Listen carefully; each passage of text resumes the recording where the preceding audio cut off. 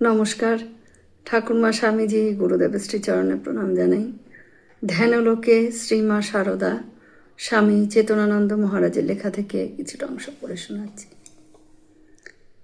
মায়ের শেষ অসুখের সময় আমার স্বামী নিত্য যেতেন উদ্বোধনে মায়ের খবর নিতে। একদিন মাকে তিনি বললেন, আমায় কিছু দেবেন না মা? মা শরৎ মহারাজকে ডাকতে বললেন। শরৎ মহারাজ এলে মা তাকে একটা কাঁচি আনতে বললেন। শরৎ মহারাজ কাঁচি আনলে মা নিজের হাতে কাঁচি দিয়ে তার মাথা থেকে কয়েকটা চুল কেটে নিয়ে মহারাজকে বললেন, সামনের কুলুঙ্গিতে একটা ছোট কৌটা আছে, ওটা নিয়ে আসো। মহারাজ কৌটাটি আনলে মা নিজে তার মধ্যে চুলকটি রেখে আমার স্বামীর হাতে দিয়ে বললেন, এটি হলো সিদ্ধযন্ত্র, এর ওপর সব দেবদেবীর পূজা হবে।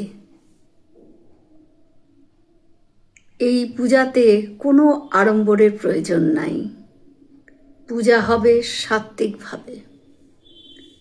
ইষ্টমন্ত্র জপ করে যন্ত্রটি গুছিয়ে রাখবে। গঙ্গাজল থাকলে গঙ্গাজলে, গঙ্গাজল না থাকলে কলের জলেও হবে। আর পূজা হবে মানস পূজা। সেদিন আমার স্বামী খালি গায়ে মাথায় করে ওই সিদ্ধযন্ত্র বাড়িতে নিয়ে আসেন। আজীবন মায়ের নির্দেশ মতন তিনি যন্ত্রের সাত্ত্বিক পূজা করে গেছেন। মায়ের দেহ রক্ষার পর 1920 সালে শরৎ মহারাজ ওই যন্ত্রের ওপর কালী পূজাও করেন। সেদিন মহারাজ আমাকে, আমার স্বামীকে পুনর্ভিষিক্ত করেন। পূজা শেষে গেরুয়া বসন, দণ্ড আর কমণ্ডলও দিয়েছিলেন। কমণ্ডল ও দণ্ড তিনি তার কাছেই রাখতেন। আর তার নির্দেশ ছিল, গেরুয়া এখন পড়তে হবে না, অন্তিম যাত্রায় গেরুয়া সঙ্গে যাবে। শ্রী শ্রী মা আমার স্বামীকে এবং আমাকে নিজ মুখে বলেছিলেন, যারা ঠাকুরের শরণ নেয় তাদের কখনো মোটা ভাত কাপড়ের কোনো অভাব হয় না।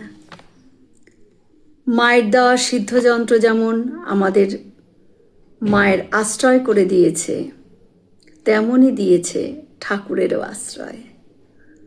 ওই সিদ্ধযন্ত্রই আমাদের পরিবারের মোটা ভাত কাপড়ের আজও সংস্থান করে যাচ্ছে এবং ভবিষ্যতেও তা করবে। শুধু মোটা ভাত কাপড়ই নয়, আমাদের পরিবারের আধ্যাত্মিক জীবনের ভারও তারা নিয়েছেন। সেই বিশ্বাসেই আজও বেঁচে আছি। জয় মা সারদা। আমরা সকলে মিলে একসাথে বলি, জয় মহামাই কি জয়, জয় ভগবান শ্রী শ্রী রামকৃষ্ণদেব কি জয়, জয় স্বামীজি মহারাজজি কি জয়। হয়তো অনেক ভুল ত্রুটি করলাম, ঠাকুর যেন আমায় ক্ষমা করে দেন। সকলে সুস্থ থাকবেন, আনন্দে থাকবেন। ঠাকুর মায়ের কৃপা দৃষ্টি সকলের উপর বর্ষিত হোক। শুভরাত্রি।